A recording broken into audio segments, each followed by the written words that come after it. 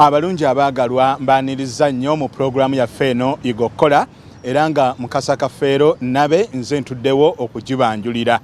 Olwaleero nno mu programu eno tutambuddeko era ng'omusomesa waffe olunaku olwaleero tumusanze ludde eno olw'Namugongo. Namugongo eno gye tusanze abavubuka abato embula kalevu naye nga bali mu mulimu ogw'okusima ebinnya nga ebinnya bino bye bikola omulimu ogw'okukuŋŋaanya kazambi abaavudde ku nnyumba ate ne bimutereka.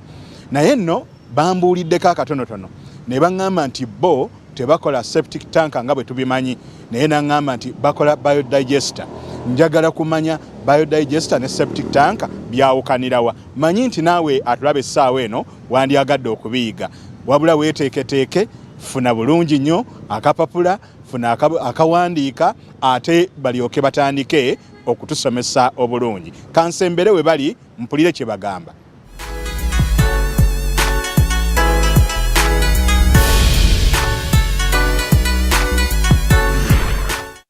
Amanya agange nze Sebuliba Faizo akuzimbira zi biodigester septic tank enkola empya. Okusoma kwange okusoma ntuuka gye natuuka nasomako kiwanvuko ne mayiza bulungi nyo omulimu gye naliko ba gye nasomerera gye namuzi degree saafuna gisoma naye nga namayiza bulungi Makerere nga nsomerera busawo. Kati olunaku lwaleero ebintu byenkola wano wammanga gye tuyita biodigester oba abantu era okuviira emabega ddala nga mbadde mbannyonnyola eno biodigester gyenkola gye twandisoba septic tank enkola enkadde naye nti ekyenjawulo nti naye bagiyita biodigester era ng'erina ensonga nnene lwaki eyitibwa biodigester n'etayitibwa septic tank. Kaakati ensonga eyandibadde eno nti tugiyita biodigester ne tutagiyita septic tank kyeyina ebintu byanjawulo nnyo. Ebimu ku byo bye bimu wano wammanga. Biodigester yaffe eno enjawulo kyerina ne ku septic tank nti biodigester yaffe eno tenuunibwamu tebaginuunamu bw'ogikola oba omaze ogikola kasatu malo gikuteerayo eba ewedde toddamu gikolako kintu kyonna obanga olaba nti septic nti yesu oleeta olusu ne luleeta mu bantu neeyanjala mu bantu eno tebikolerako ddala wadde oba okuleeta ebiyenje biveeyo mu toya eno yo tebikolerako ddala kyekigireeta okuba nti yo bagita biodigester era nga olya nti biodigester edigestinga obukyafu obwo ne babukyusaamu ne bufuuka amazzi. Atuwuliriza era atulaba yandyagadde okumanya kyetaagisa ki okufuna ebipimo ebituufu era mumanya mutya nti wano esaanirawo oba wano tesaanirawo. Kaakati omuntu eyeetaaga biodigester yandibaddeko n'ebintu bino wammanga. Ekisookera ddala passion oba kye twandiyise okwagala nti omuntu okukola biodigester alina okuba nga naye akikola ki akyagala naabanga ekintu kye tumukolera nakyo ye nga ye omuntu muli akikola ki akyagala okwagala kwe kulina ossookera ddala. N'ekyokubiri biodigester eno omuntu aba agyetaaze twetaagira ddala okutuukako ku sayiti ye ne tumanya kyekyetaagisa kozi ebintu bikyuka. Biodigester yaffe eno erimu ebipimo tova buveeyo n'ogamba nti ngenda kukola biodigester nga topimye nga tokoze ekyo olina omanya measurements zaayo erimuko okubala yeetaagira ddala olukuba n'opima ekintu nga kyekyo ng'omanyi nti era amataka gaawukana n'otuukako ewamu nga tuli mu luyinja n'otuukako ewamu nga tuli mu nsulo oba ebifo ebiregamamu amazzi n'otuuka wamu nga tuli ku lukalu. Anti kaakati omuntu ali mu njazi eba emufe balingira ddala lwa nsonga emu nti olwedde enjazi zo nga zo zibeeramu amayinja implying that mu lwazi mubaamu emikutu egitambuza amazzi.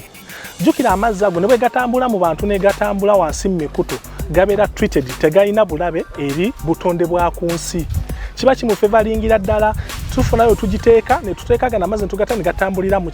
lwazi olwo. Engeri gye gabeera treated nti tegalina buzibu eri bantu oba eri environment yaffe mu kitundu kye tubeeramu gabeera emukolera naye bulungi ddala. Kaakati mukama wange byandibadde biyitibwa bigoma okusinziira ku gundi yabyo flame naye nga mu lulimi olutuufu tugiyita biodigester yaffe kuba ekigoma kyawukana n'eno. Ekigoma tekibeera treated mu cement wakyo n'omusenyu gwe tukozesa tebibeera treated ngeno biodigester yaffe kyova osanga omuntu oli atunda ebintu tetugenda nti tukigula buli omu twekolera ekintu ekyaffe kyetwekakasa nti kiri well treated kikoleddwa bulungi ne tukyekolera nga tetulina kintu kye tulina kuwa customer nti ate oba bwe bakikola obya buli kintu kye tuteeka ku site tukyekolera nga tukyekoledde kuva wakati ekitukozesa n'ebintu ebyo sometimes tujja tuuka ku site nga oli mu kifo ekiregemwamu amazzi nga amazzi ago supiri gye tusimirako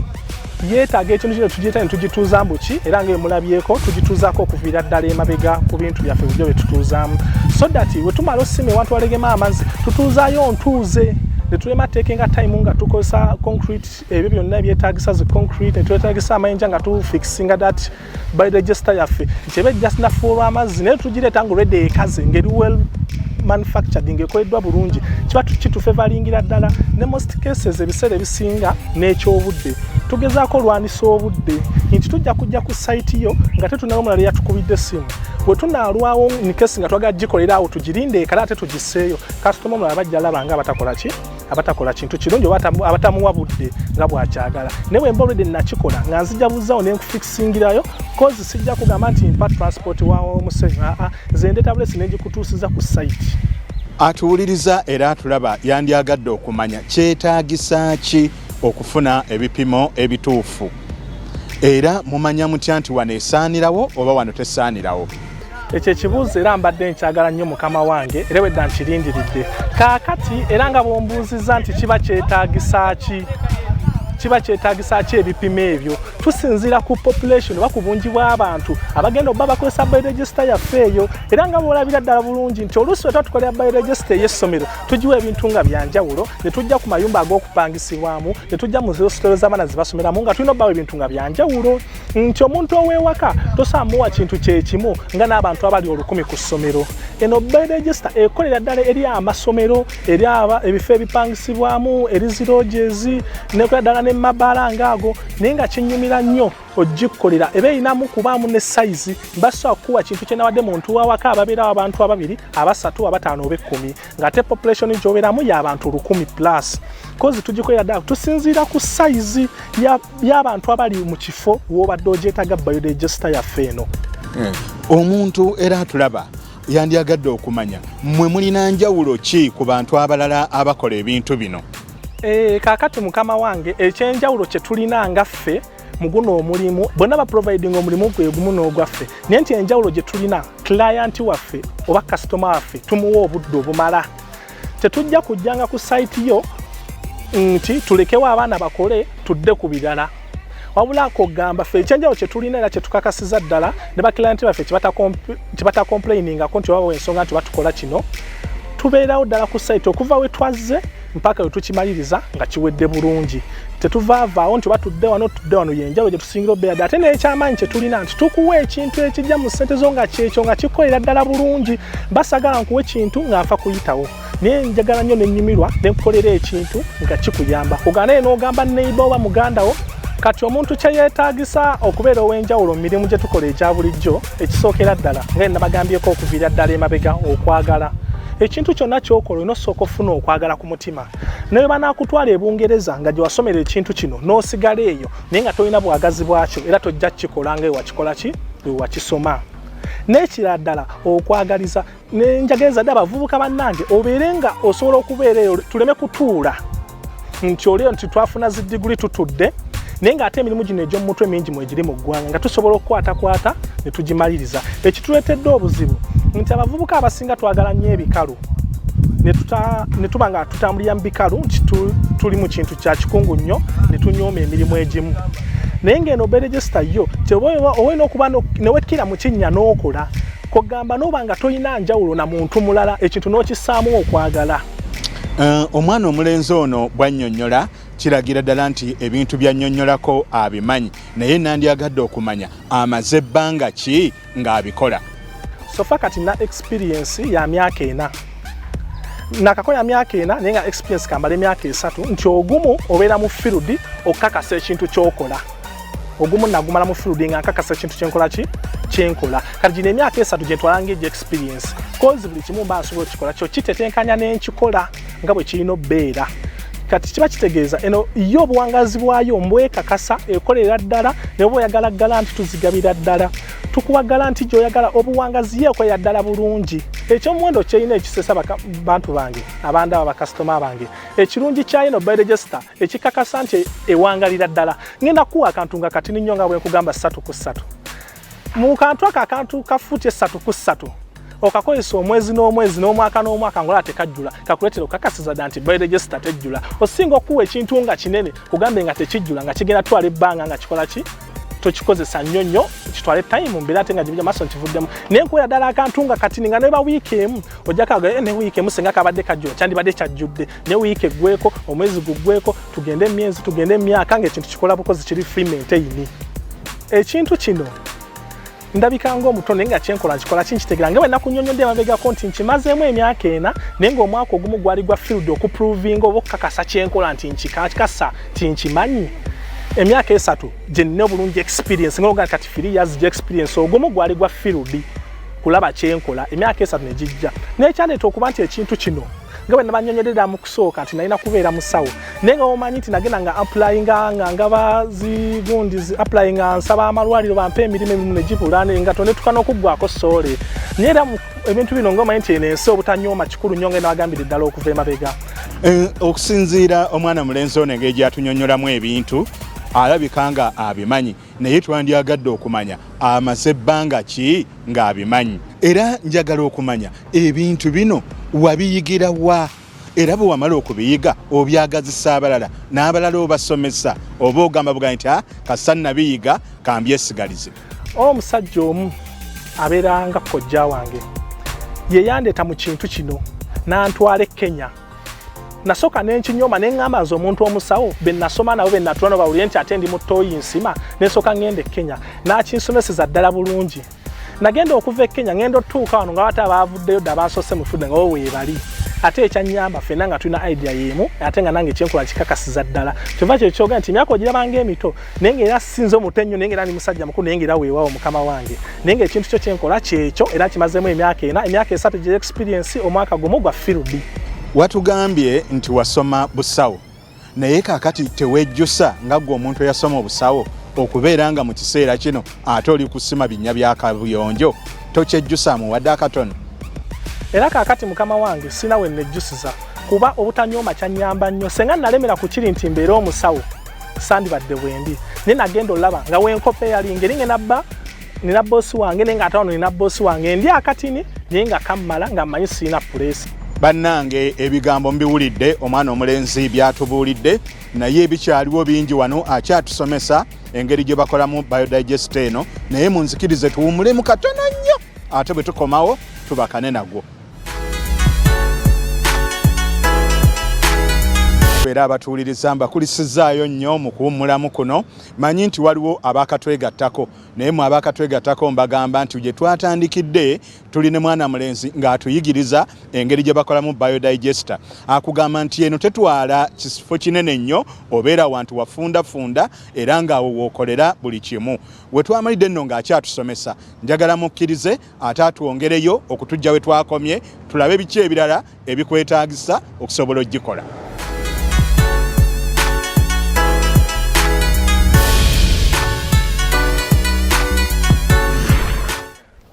era mu myaka 10 nsuubira okuba nga abantu bange bempereza ekintu kino bajja baba kitegeeredde ddala nga nange nsuubira okubaako nga nnaye ku ddaali n'abanninye kuba eddaala olirinnya ku bakilayanti bo tera ayinza alinnya ddaala nga si bakasitoma abo naye bakasitoma abo bennyininyini benjo osinziirako okulinnya ku ddaala kozi bana abantegedde ne banjagala ne baproviding ekintu kyenkola kijja kundeetera mu myaka 10 oba okusinga kuba wansi waagyo okubeera nga ndi waggulu nnyo naye nga sobola kwepimira nti njabba mu kino kozi bakasitoma be bakama bange ebimu ku birungi byenfunye mu mirimu gino nkoze emikwano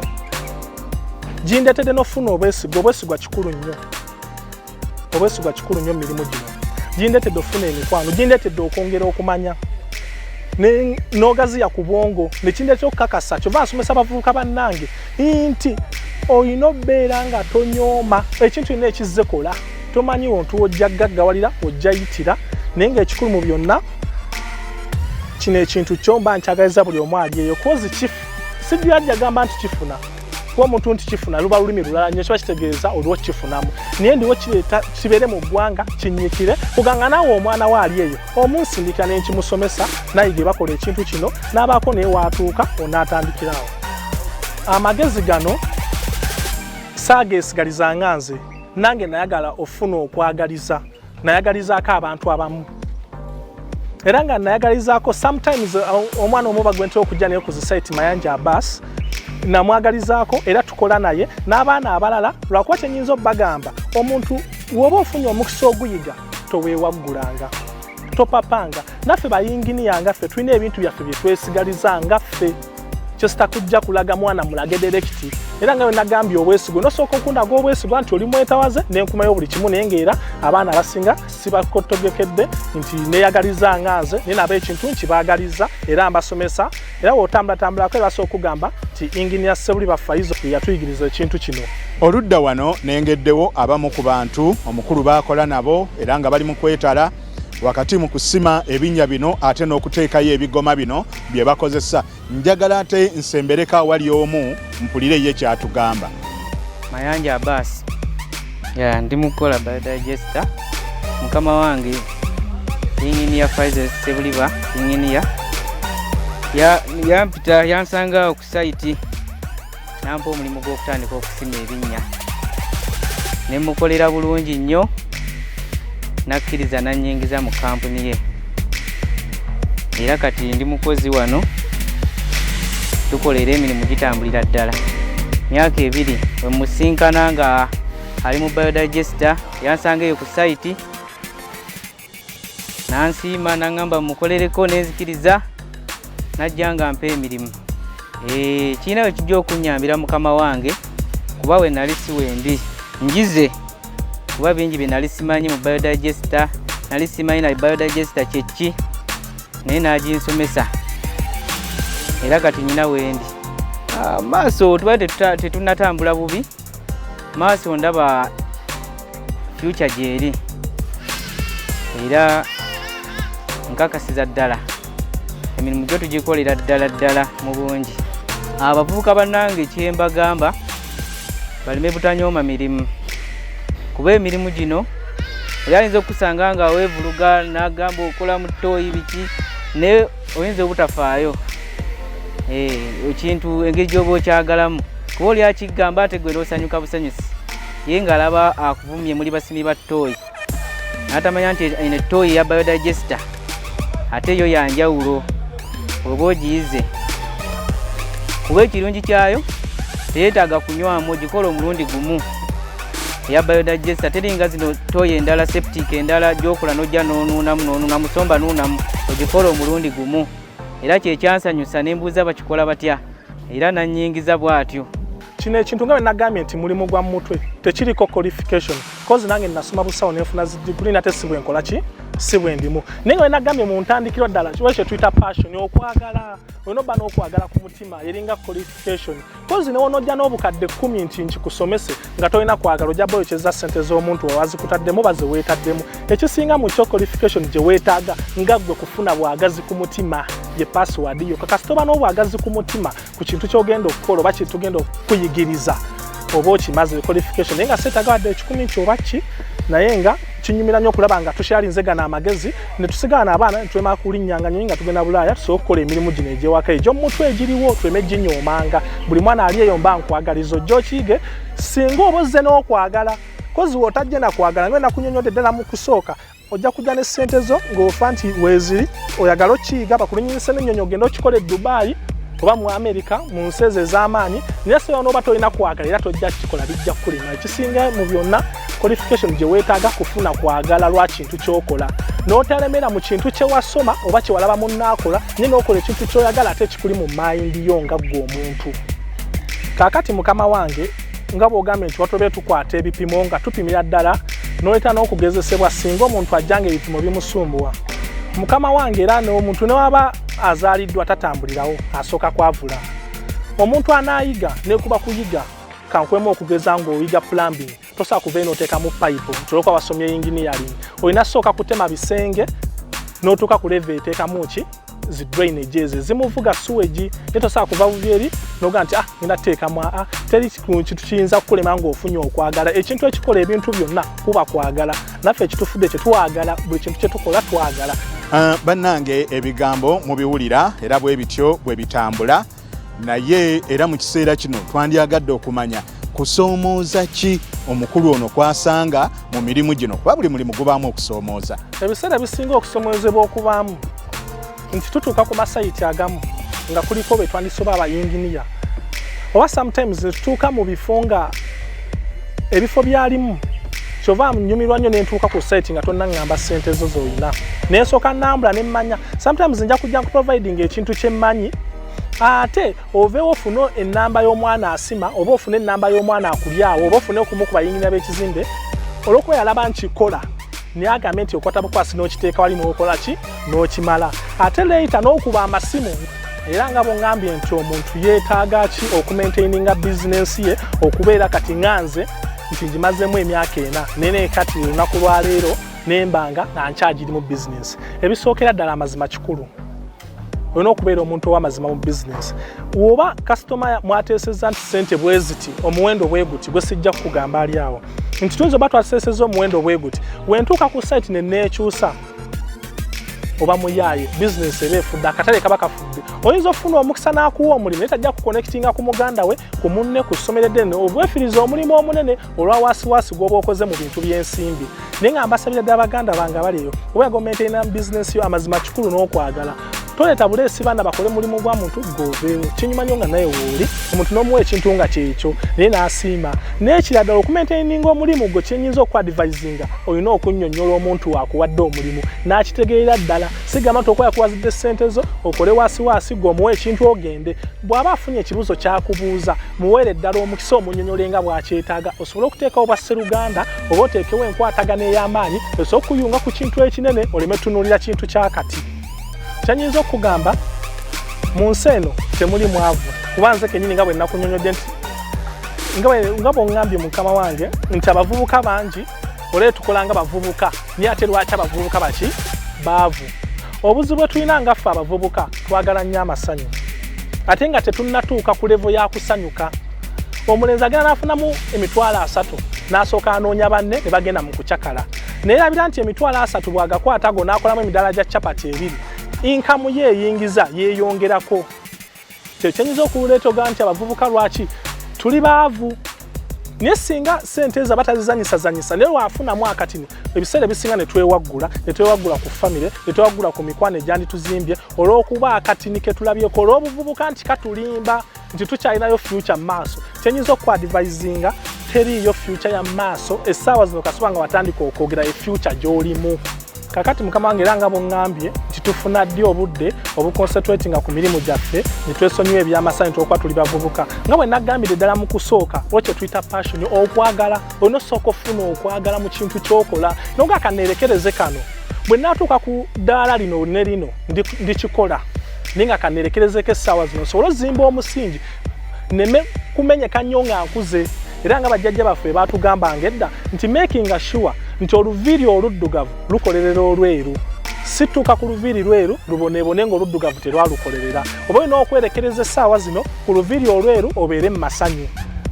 era nga nabagambidde ddala nabaviiriddeko ddala emabega nga nabanyonnyodde abavubuka nti nga wombuuziza nti nno bajja okuba nti lwaki banoonya emirimu n'otambuza diguli yo ogitambuza ogituttewa ogitutte nti oli accountant nga bwe nabanyonnyodde ebiseera ebisinga abavubuka tusoma bazadde ti omuzadde yaŋŋamba nti olina bbeera accountant gwe n'okwata mentality n'ogenda emakere n'osoma obwa accountant naye ng'ate gwe mu bwongo obwo tokirina oba tolina kwagala koga teweeseba ku kintu nti nasoma kino nga nabanyonnyodde nange nti nasoma busawo naye si bwe ndimu gwe tambula n'ekintu ekiriwo kkiriza okutoba okole ojja funamu ku nkomero yakyo naye teweesiba nti nasoma nti nakola kino nti nina kukola kino. Ebigambo byonna mubiwulidde oyo yabadde omusomesa waffe ow'olwaleero ku pulogulaamu Yiga Okukola. Manyi nti bangi muteekwa okuba nga mubiyize, so naawe atabiyize tekikugaana kubanoonya ahe ne bajja ne bakuyigiriza oba ne bakukolera ewuwa waka naawe n'obeera mu mbeera ennungi. Naye nze Mukasa Kafeero Nabe njagala bagamba nti sijja kusukka wano wabula mukkirize ate nkome wano nga nze mbadde ntaleddewo okugibateekerateekera, so nga ate munnange Alex Basingo yabadde ku ludda eri olwa kamera nga bali wamu ate ne munnange Hilale Kigozi okubatuusaako buli kimu era nga tugamba Ssaabasajja Kabaka awangaale.